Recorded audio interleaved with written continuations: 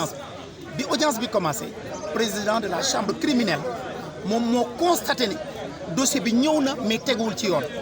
parce que 246 du code de procédure pénale li mu wax mooy bu ñu interroger accusé bi war nañ bàyyi lu mu néew ñett fan avant ñuy àtte te démb la ñu entendre Ndeye Khady Ndiaye tey ñu def layoo bi mooy 24 heures après mooy bés alors que yoon dafa ne au moins war na nekk ñett fan kon président chambre criminelle bi constaté ne am na lu jaaduwul ci li ñu woo dossier bi tey mënuñ ko àtte ndax li yoon santaane mooy 246 kenn respecté ko mu ne na ko dàq une semaine pour ñu mën a respecter délai maintenant bi mu ne daf koy dàq une semaine ñun avocat de la défense ñu jël kàddu ne dossier boo xam ne ñeenti téeméeri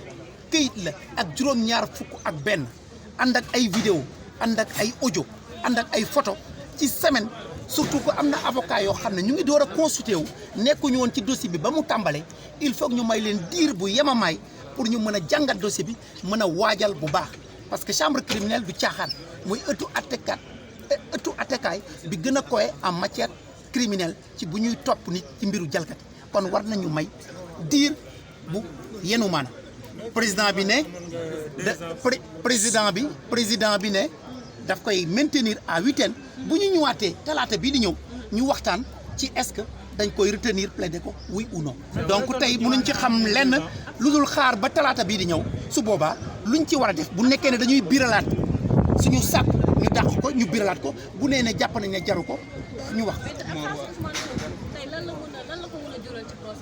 non Ousmane Sonko nekkuma avocat am kon yoon mayuma ma tontu ci lu jëm ci Ousmane Sonko man day xam